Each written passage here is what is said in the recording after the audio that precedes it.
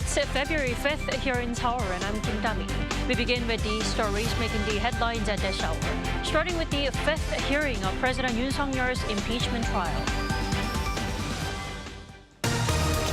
President Yoon made an order to drag legislators out of parliament and arrest politicians. Key witnesses stated during the 7-hour-long hearing on Tuesday. Yoon denied the allegations, underlining that nothing really happened on the night of the martial law declaration back in December. China responded to U.S. President Donald Trump's tariffs on Beijing with retaliatory measures on U.S. imports, though an arrangement for possible phone talks between Trump and Chinese leader Xi Jinping is still in the works. An estimated 9,000 residents have fled their homes in Santorini and headed to Athens for safety after more than 300 earthquakes were reported near the Greek island since Sunday. According to the Santorini mayor, the quakes could continue for weeks before eventually diminishing. The Constitutional Court held its fifth hearing of President Yoon's impeachment trial, with 3 key witnesses in attendance. Now, eyebrows were raised on some of the clashing statements. Our Oh Soo-young has the details. President Yoon Suk-yeol insists nothing really happened on the night of his martial law on December 3rd, denying that he issued orders to drag out legislators from parliament and arrest political figures. This came on Tuesday at the president's fifth impeachment trial hearing at the Constitutional Court, where 3 witnesses testified regarding the execution of martial law on December 3rd last year. There are clear discrepancies over where the president directly ordered the most controversial actions on that fateful night. Lee Jin-woo, former commander of the Capital Defense Command, reportedly told investigators he received 3 calls from the president to enter the National Assembly by force, opening fire if necessary, and drag out legislators to stop their vote to overturn martial law. But at the hearing, Lee refused to confirm or answer most questions about whether he had received calls or orders from the president. However, he denied he'd been ordered by Yoon himself to arrest lawmakers, and said former Defense Minister Kim Yong-yeon did not order troops to enter the Assembly building and prevent a vote to lift martial law. Former Defense Counterintelligence Command Chief Yoon In-young also testified while under arrest, but avoided answering key questions. He previously said he had received orders to arrest and detain political figures. Meanwhile, former First Deputy Director of the National Intelligence Service Hong Jang-won reiterated his previous statement, saying Yoon called for a total clean-up, which he believed meant the arrest of politicians. Hong claims he called Yoon In-young to clarify and received 14 to 16 names of figures to arrest, and was asked to track down their whereabouts. Yoon's side argued that the president meant for him to clear up spies, and their phone call had nothing to do with martial law. They added that since the NIS does not have investigative authority, Hong would not have been asked for location tracing, thus his claims do not make sense. As for the president, he sat through most of the trial with his eyes closed. The court did not allow him to question witnesses himself, as he did in the previous hearing. But when given the chance to speak, Yoon showed cynicism over the questions, emphasizing that nothing had happened. 이번 그 사건을 보면은 실제 아무런 일도 일어나지 않았는데 뭐 지시를 했니, 지시를 받았니, 뭐 이런 얘기들이 마치 어떤 호수 위에 떠 있는 달 그림자 같은 거를 쫓아가는 그런 느낌을 좀 많이 받았고요. He once again appeared to deny he'd ordered the physical removal of lawmakers from the National Assembly and the arrest of politicians. He argued he'd ordered troops to withdraw as the martial law had ended, quote, early, and given the disorderly state of the National Assembly, there was no way for him to issue such instructions. But he admitted he'd ordered troops to go to the National Election Commission, once again suggesting suspicions of election fraud as a pretext for declaring martial law. The president either didn't know the Election Commission is a constitutional institution that cannot be arbitrarily controlled even under martial law, or he knowingly ignored this fact. That alone is a constitutional violation. The National Assembly side said while some testimonies do not add up, the ongoing investigations speak for themselves. The court has so far approved 15 witnesses, with 8 from Yoon's team and 7 from the National Assembly side. The rest of the 30-plus witnesses requested by Yoon were rejected on Tuesday. 증인 신청 일부 보류된 거에 대해서는 어떻게 생각하시나요? 추가로 하실 계획이? We will conduct a thorough review, reapply for witness approvals if necessary, and explore other possible legal strategies. There are 3 more hearings scheduled till next Thursday, but it's unclear at this point whether the justices will be able to wrap up the case by then or summon more witnesses for cross-checking and verification due to the conflicting narratives. The next hearing will be held on Thursday with 4 witnesses to testify. Oh Seong, Arirang News. And today, the National Assembly's Special Committee investigating the insurrection allegations against President Yoon will attempt to hold prison hearings. However, it seems that both the president and former defense minister are likely to skip these sessions. For more, we have our Kim Jong-sil on the line. Good morning, Jong-sil. Fill us in here.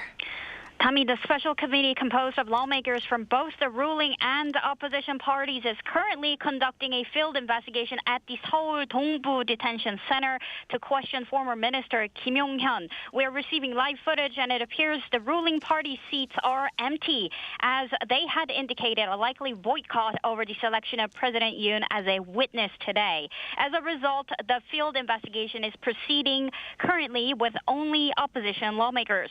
Later today, at 2 p.m., the committee is scheduled to move to Seoul Detention Center to question President Yoon. However, with both Yoon and Kim having already expressed their intention to skip the questioning, it remains uncertain whether any substantial testimonies can be gathered today.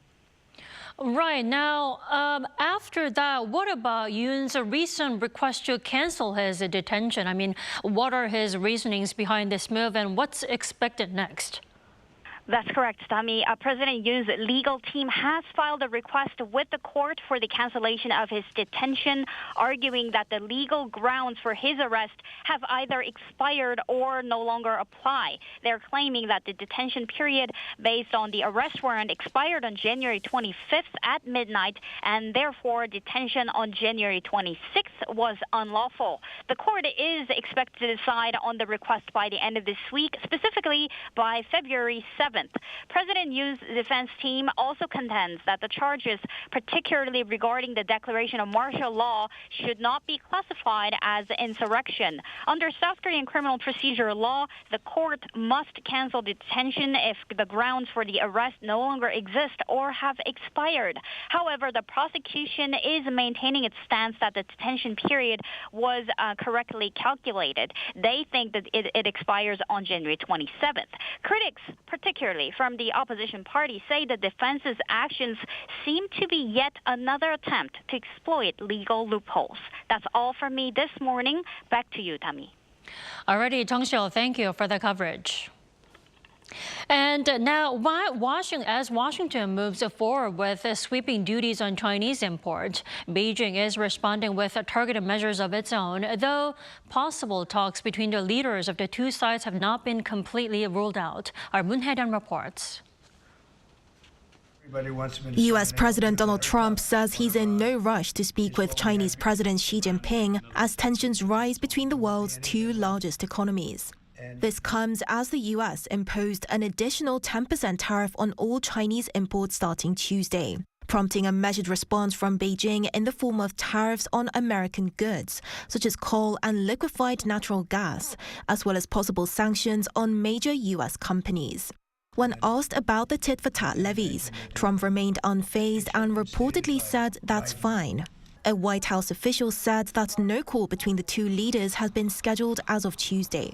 Beijing's tariffs are due to take effect starting next week, leaving room for negotiations.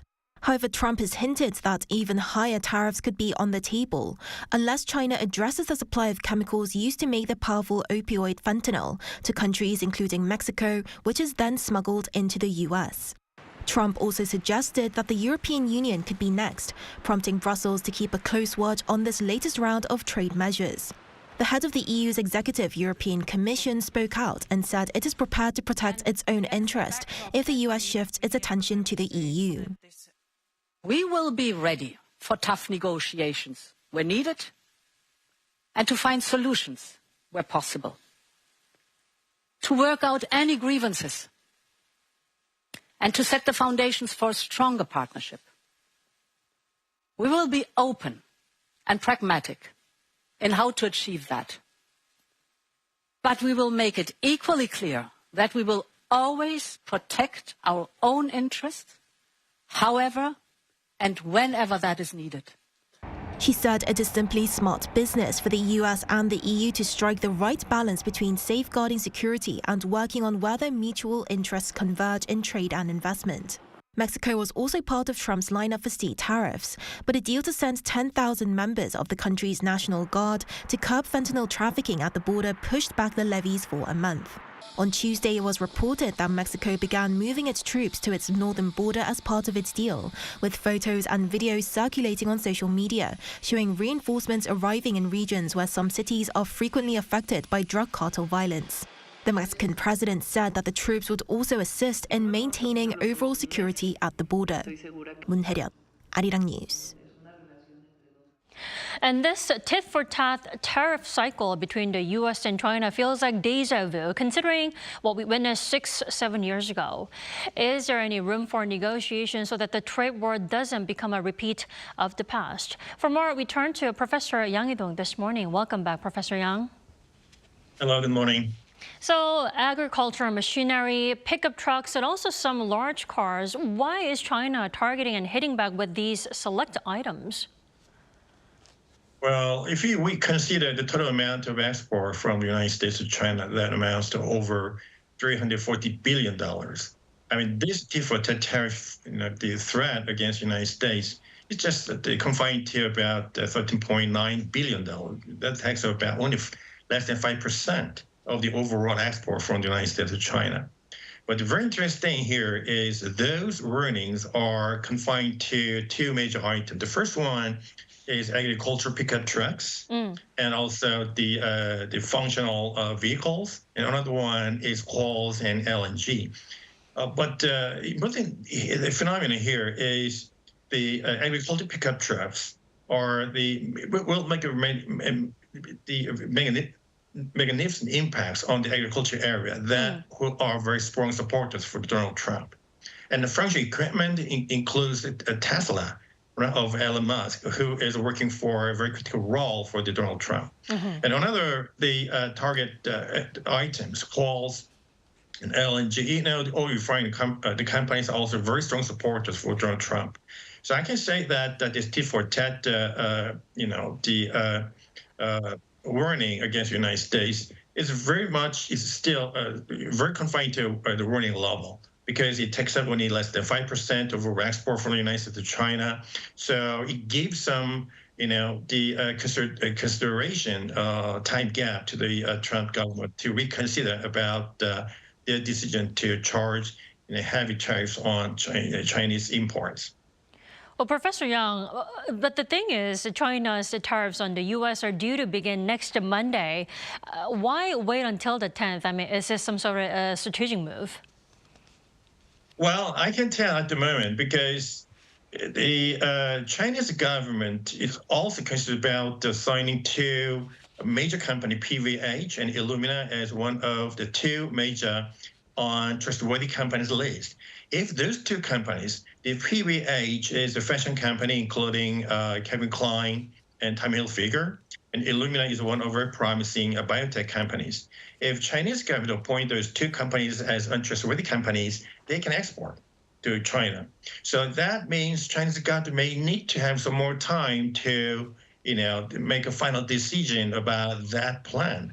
And besides, they want to negotiate with the American government, because immediately after the Donald Trump's government decision to charge a large, tariff on Chinese import, the Chinese government also declared that they want to recover their trade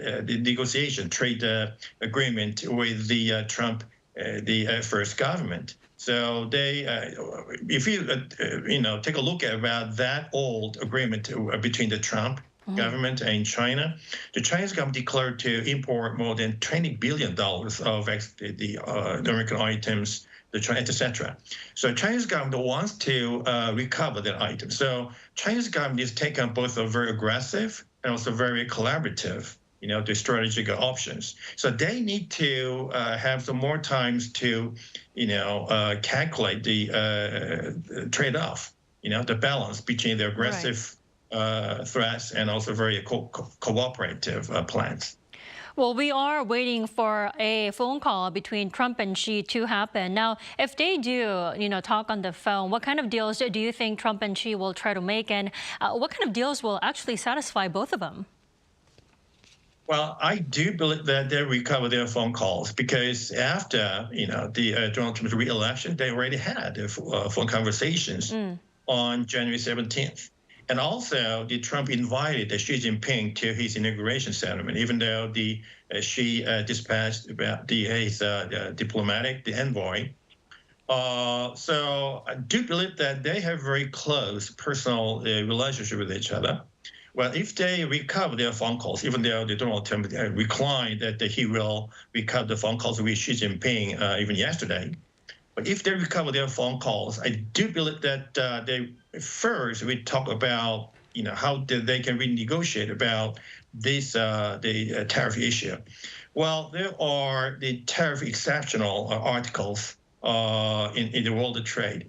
In other words, if the American government judges that those import items are very critical for their core competencies, and if there are no alternative items to help their manufacturing companies, it can give exceptions on the tax rate, tariff rate. So first of all, they will talk about whether the Chinese government can benefit from this tariff exceptional article. And secondly, they need to talk more about the Panama Canal. Panama Canal contains a lot of very complicated international political issues. So those are two major agendas they need to negotiate. I do believe that they will come up with a very, very solid agreement because there's a rumor that Xi Jinping is also intimidated by the very aggressive the political, the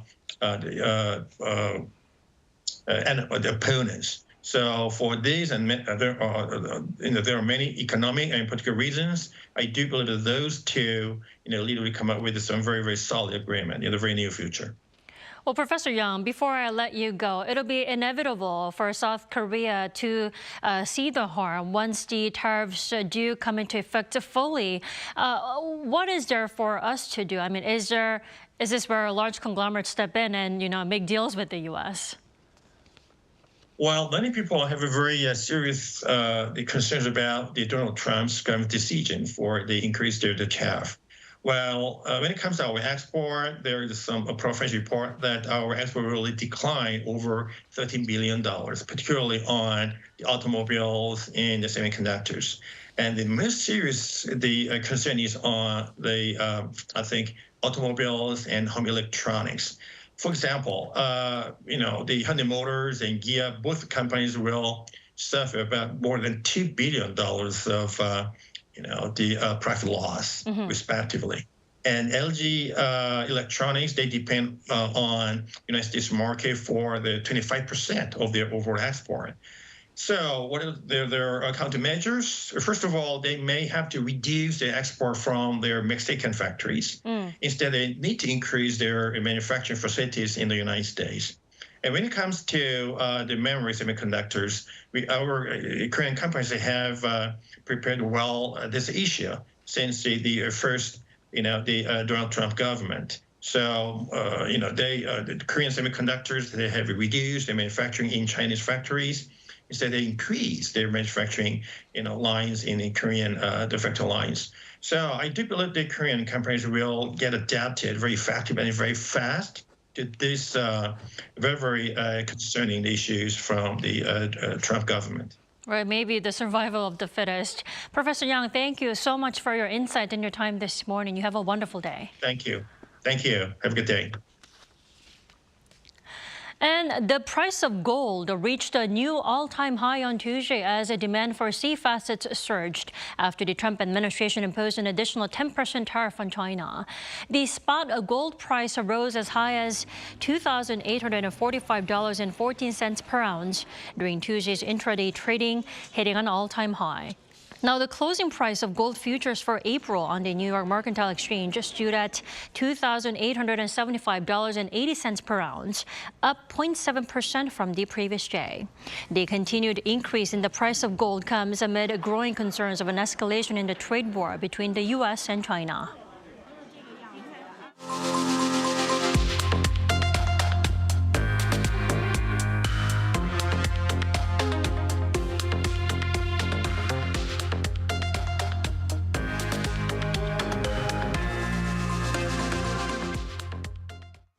Inflation in South Korea rose back into the 2% range for the first time in 5 months, spurred by rising oil prices. Now, data from Statistics Korea on Wednesday showed that the country's consumer price index rose 2.2% in January compared to the same month the year before. January marks the third month in which consumer prices have seen a year-on-year rise after inflation dropped to 1.3% last October. Notably, prices of petroleum products jumped by more than 7%. That's marking the highest rise since July last year. Thousands of people are fleeing the Greek island of Santorini, a famous tourist destination, as a result of an unprecedented series of earthquakes. The mass exodus has left the island nearly empty. Lee Seung-jae reports. The picturesque Greek island of Santorini is a world-famous tourist destination. It also has some 20,000 residents. Now thousands are fleeing the island as it has experienced hundreds of earthquakes in just a few days. Around 550 earthquakes of magnitude 3 or above have been recorded since Sunday, with experts saying the tremors could continue for weeks. As February is the off-peak season for tourists on the Greek island, most of the people evacuating Santorini are residents. Our Santorini is shaking every 10 minutes on average. A lot of earthquakes. There is concern. Authorities have closed schools until Friday and have also warned against any large indoor gatherings on the island. Some have opted to sleep inside their cars over fears that a bigger earthquake would destroy their homes. Local residents say all shops have been closed and the island is virtually empty, leaving them with no choice but to leave the island. On Sunday, magnitude 4.8 earthquake struck 18 kilometers southwest of Amargos Island. Less than an hour later, a magnitude 4.7 earthquake shook Amargos and nearby islands, including Santorini. In 1956, a magnitude 7.5 earthquake struck near Santorini, killing 53 people and injuring more than 100. Lee Seung-jae, Arirang News.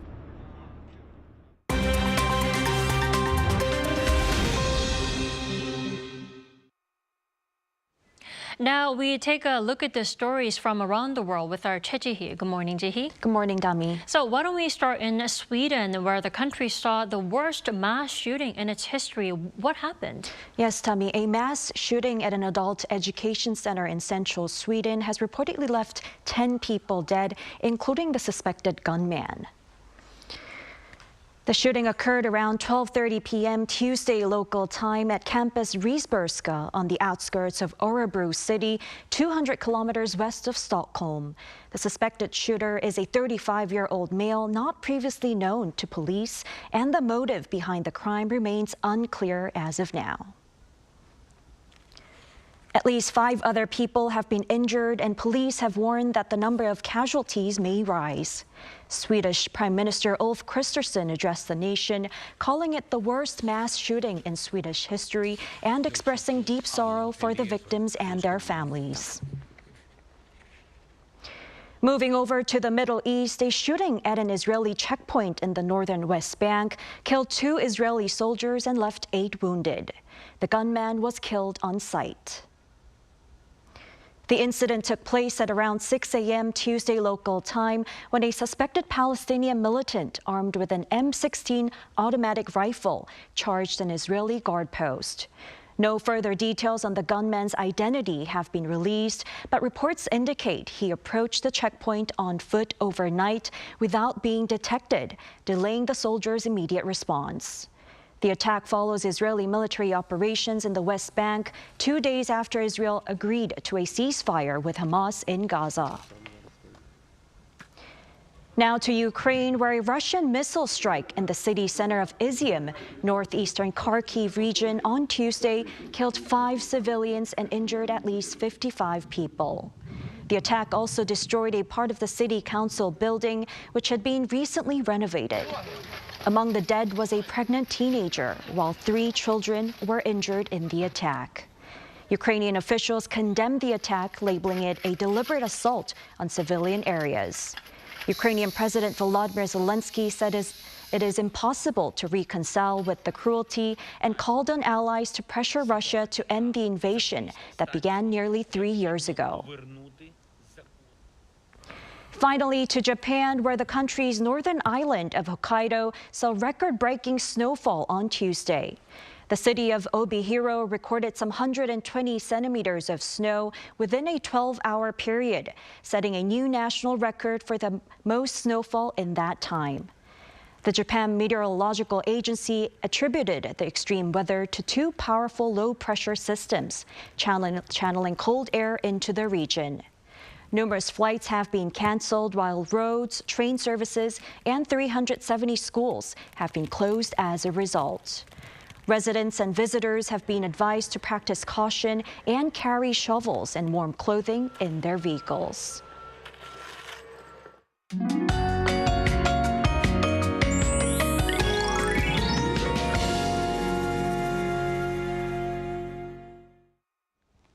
After the long Seollal holiday last week, Korea is in the grip of a deep freeze, making a rougher week for many of us in Korea.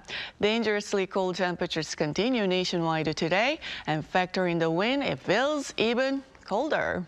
Strong winds and heavy snowfall are also making for hazardous travel conditions, especially along the west coast and Jeju Island. Some areas are getting a significant amount of snowfall. Jeolla-do provinces and surrounding regions could see up to 15 centimeters of snowfall through tomorrow morning. Heavy snow alerts remain in place for those areas in Jeju. So if you're traveling to these areas, be prepared for delays. Seoul stays under sunny skies with a high of -5 degrees, Busan at 3. But the East Coast is under a strong and dry weather advisory. Fire precaution is a must. This cold snap is not going anywhere. The big freeze will stick around through the weekend. Until then, bundle up, limit time outdoors, and stay warm and safe. And that wraps up our morning edition of Arirang News. Arirang News will be back at 5 p.m. Korea time. Thanks for watching.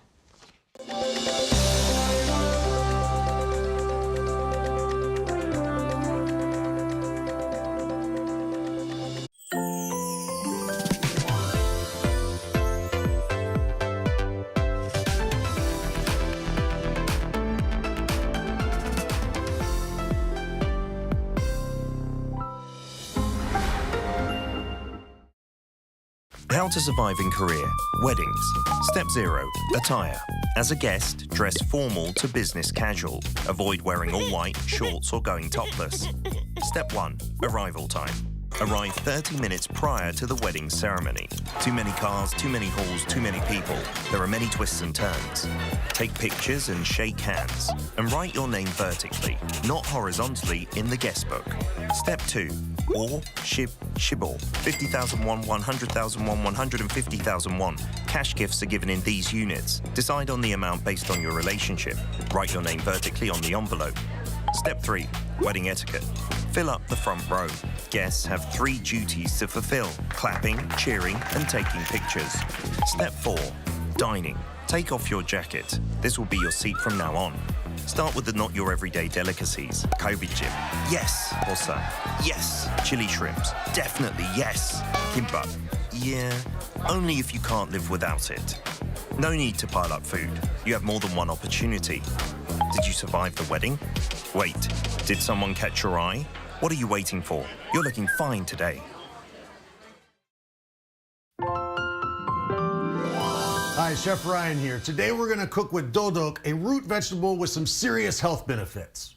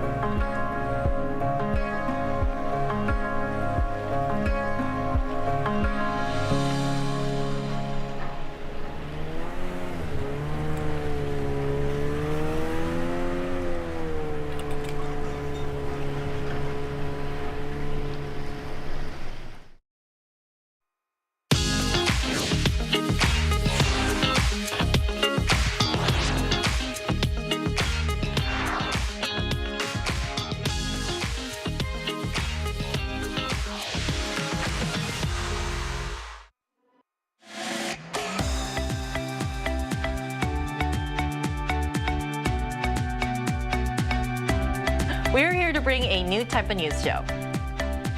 New insights, new styles, and new topics every day.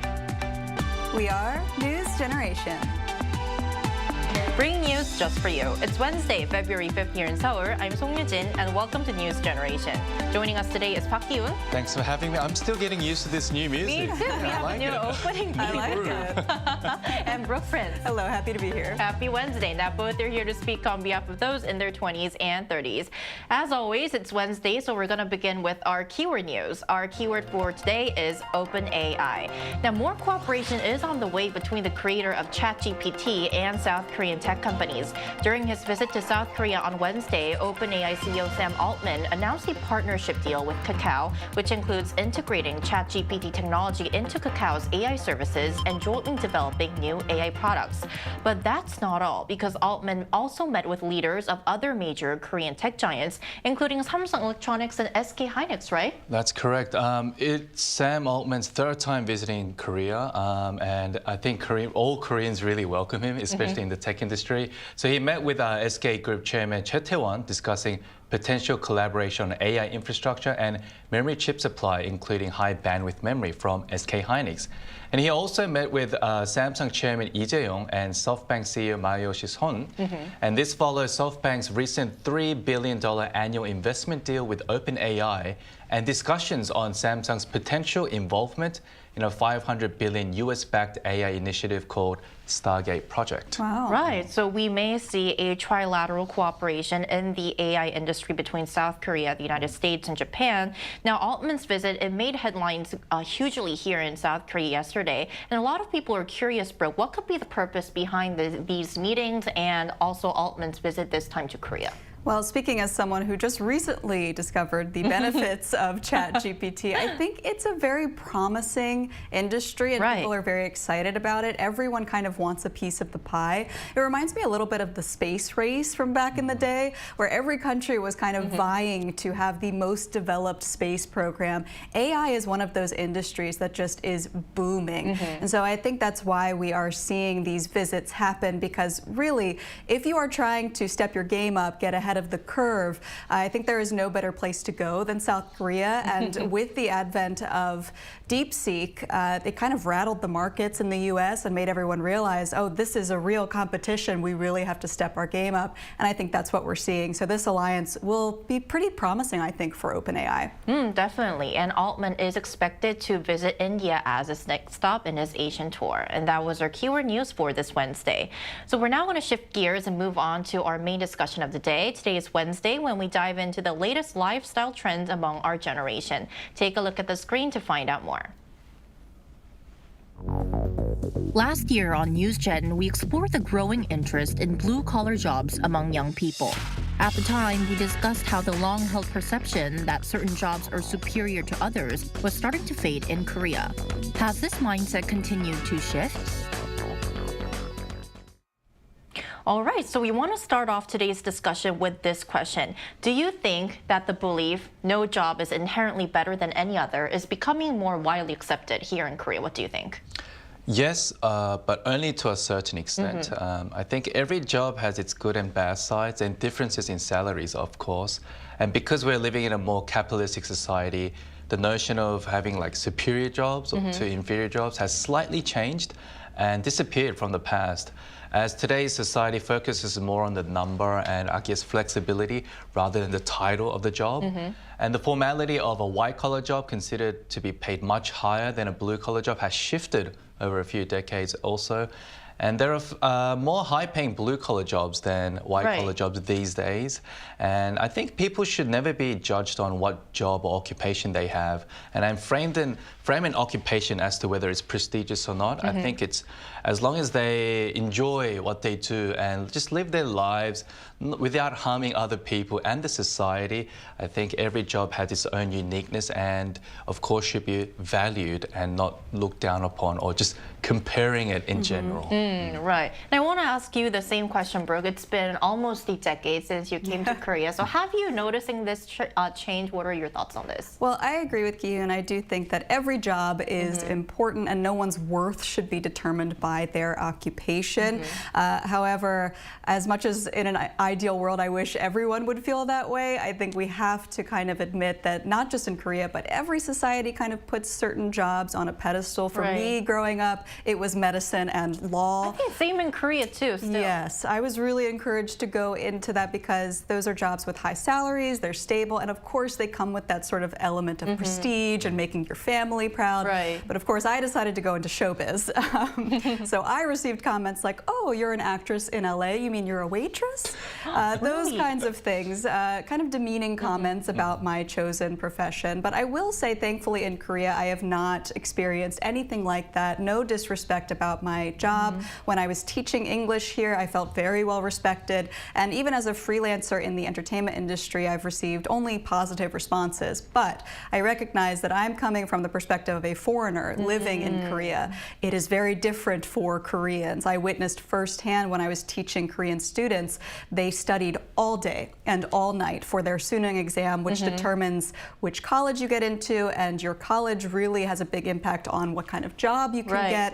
And there's just so much emphasis on getting one of those high status jobs. It's like a pressure cooker for these kids. So I really hope in the last decade that I've been here that it has gotten better and that they are experiencing less stress. I'm not sure how much it's really changed, but my hope is that Korea will start to appreciate a broader range of jobs in the future. And I think that you guys both raised a very important point, because traditionally, success often equated to securing a white-collar, office-based jobs, and for decades, some people here in Korea would even warn their children, if you don't study hard, you'll end up with a physically demanding blue-collar job, which really kind of shows what kind of job hierarchy has been in place here in the country for a long time. So how deep do you think has this perception been rooted in Korean society?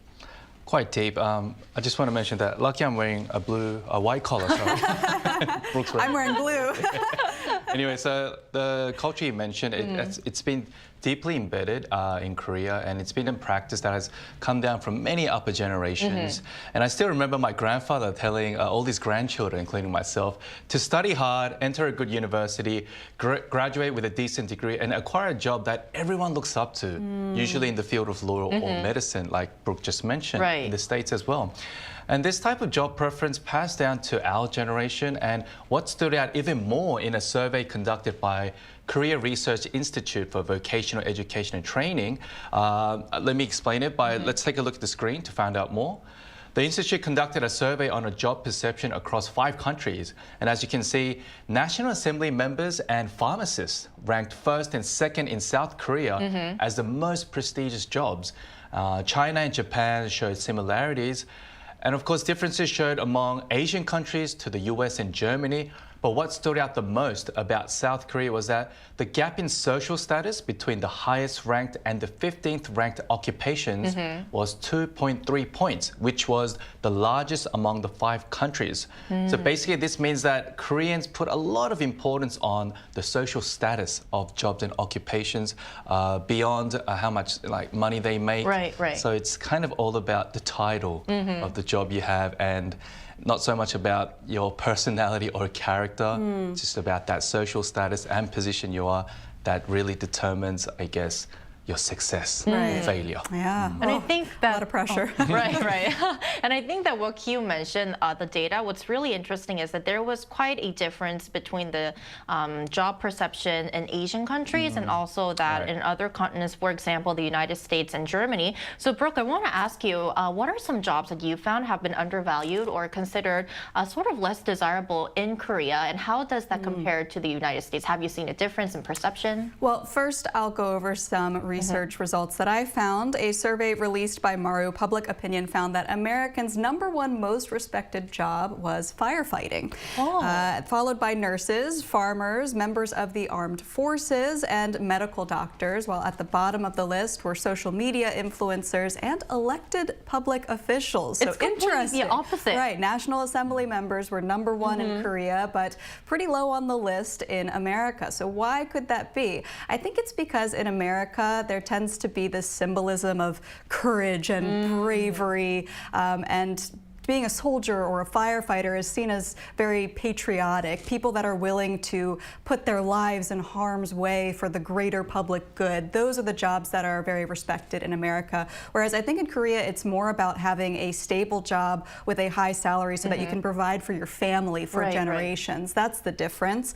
But yes, the results were very different. The #1 job in America, like I said, firefighter, came in 11th place in Korea alongside other jobs that require a lot of immense physical and emotional labor, like construction workers, factory workers, and social workers as well. And so, unfortunately, I think the problem is that for firefighting, for example, in America, you get a lot of really great benefits. In Korea, they say that they can face some unfavorable treatment. Low salary. Low salary, not enough compensation for how risky their job is, and they say that they don't have sufficient mental health support, which I think is really important for a job like that that can cause a lot of trauma and stress. So because of those reasons, that career is not very popular amongst young people here in Korea. It's not even in the top 20 of the jobs that young people want to get. So I do think think that maybe if that job can get a little bit of help to become more appealing to young people, then maybe it can climb up the ranks a little bit more, and maybe we can see those perceptions shift. Right, because they are such precious and much needed job in our society, just like any other jobs. So we're now going to broaden our perspective even more. We also asked our viewers which jobs are considered prestigious in their countries, and here's what 3 of them shared. Our first comment for this Wednesday is by Benny D97. In the Philippines, CEOs likely hold the highest social status due to their high earnings and demand. Data scientists, teachers, and financial managers are also respected. Dove Spirit 11 says high-paying careers such as surgeons, legal professionals, and business executives are associated with significant social prestige in the UK.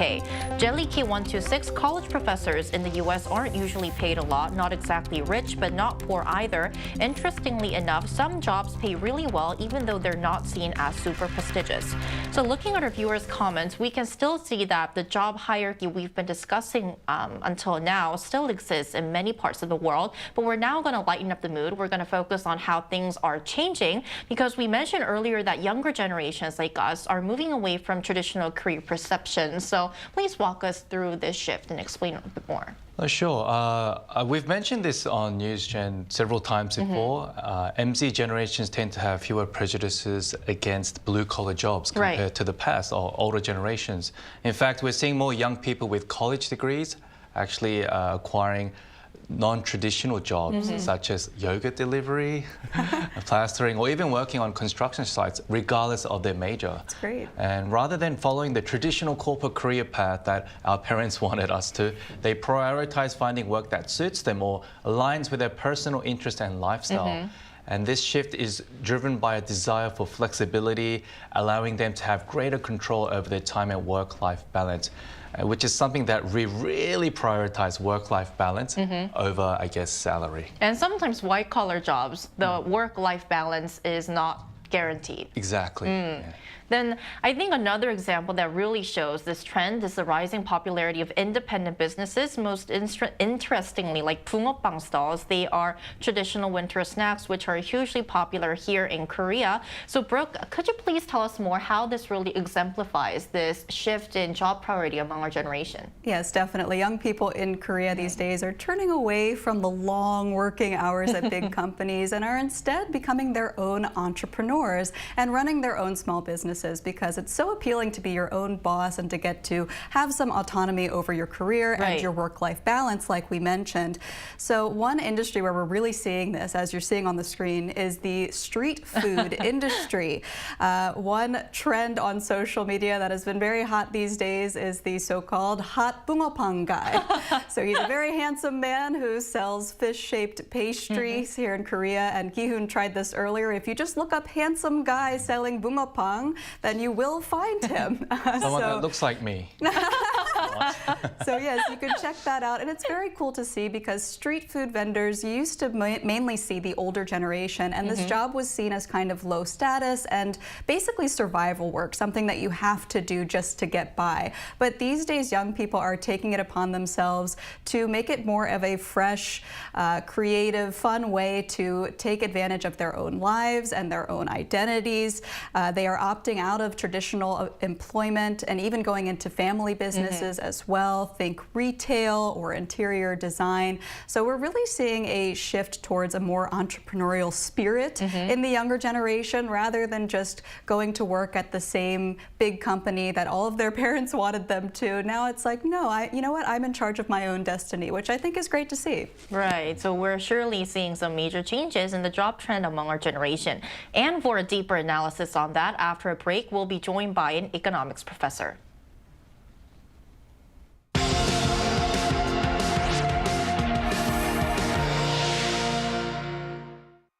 NewsGen wants to hear from you. Go to YouTube and search our channel Arirang News. Click Community and leave a comment down below. Make a new type of news with us. Welcome back. We're pleased to welcome Shin Myung-gyu, Associate Professor of Economics at Yonsei University, to our show today. Welcome, Professor. Hello. Hello.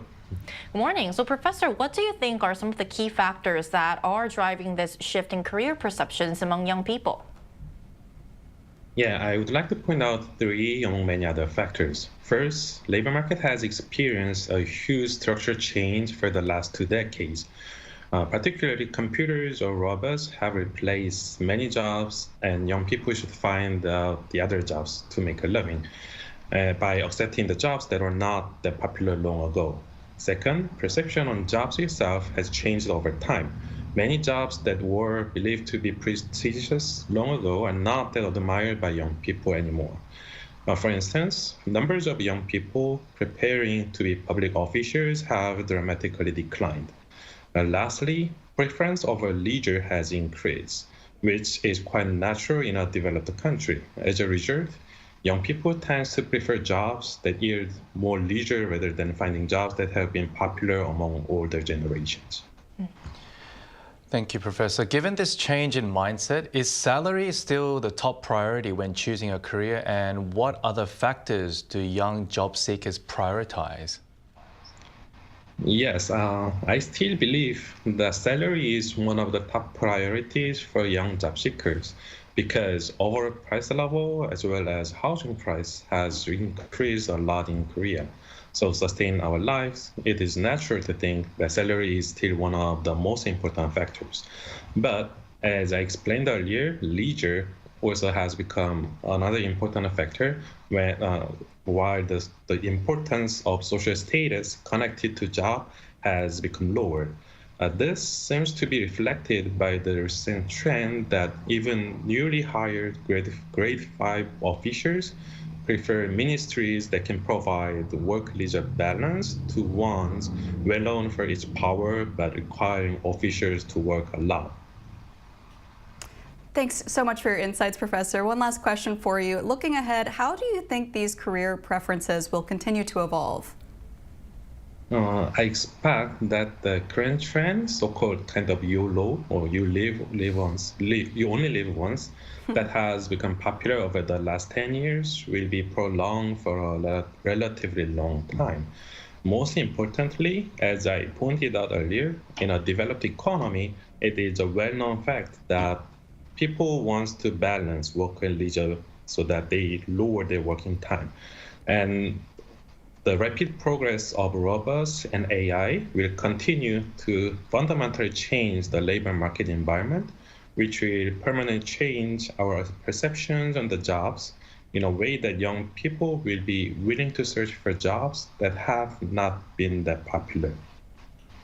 All right, Professor Shim, thank you so much for your insights today. Appreciate it. Thank you. Thank you. Right, so today we've talked about how we're seeing some change in the job market, but the idea of the difference in the prestige and status when it comes to jobs still exists in Korean society and in other parts of the world, as we've seen in our comments. So what do you think really needs to happen for this mindset to truly change?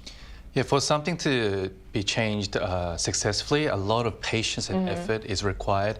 And I think our generation is in the forefront at the moment. And for us to really make a big successful change is to really educate our next generation that all jobs are required in a society to function properly. And we cannot just put one job ahead saying, oh, this is more, I guess, prestigious, more socially, I guess, recognized than other jobs. So for us to educate our next generation, I think we can make big changes moving forward. Right, education is always the key. What do you think, Brooke? I agree completely. I think it starts with the young generation. We need to teach them that all jobs are viable and show them that there are alternative career paths if they want to explore them. I also hope that people in positions of power and influence will start to validate, recognize, and give credit to other jobs. And like I said earlier, make certain jobs more appealing so that young people will be more drawn to trying them, because we need all of these people in our society and there should be no judgment. We should appreciate everyone from all walks of life. Right, because as they say, there are no small jobs. And that's all from us today, but NewsGen will be back tomorrow at 10:30 a.m. Korea time. Special thanks to Park Gi-un. Always a pleasure. Thank you. And Brooke Prince. Thank you so much. Thank you. And thank you everyone to our viewers for tuning in, and hope you join us tomorrow as well. We are News Generation.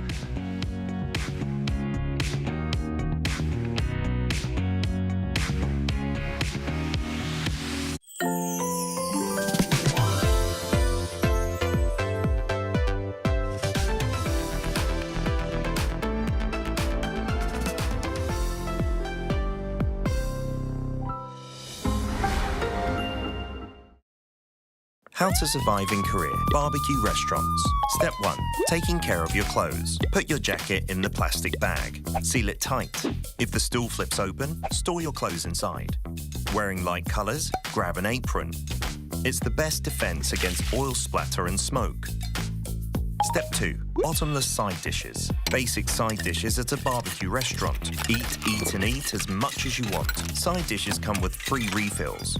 Oh, and if you don't see this sign, just ask, 사장님, 여기 밑반찬 좀 더 주세요. Simple, isn't it? Step 3. Grilling meat. There are various kinds of samgyeopsal in Korea. Place the meat on the grill. Turn it over when golden. And again when it looks done. Again and again and again. Step 4. Sam style. You aren't taking bites of sam like a taco, are you? In Korea, we have it in one bite. A pro tip here. Add only as much as you can handle in a bite. Gotta avoid awkward situations. Step 5. Enjoy the perks. After the meal,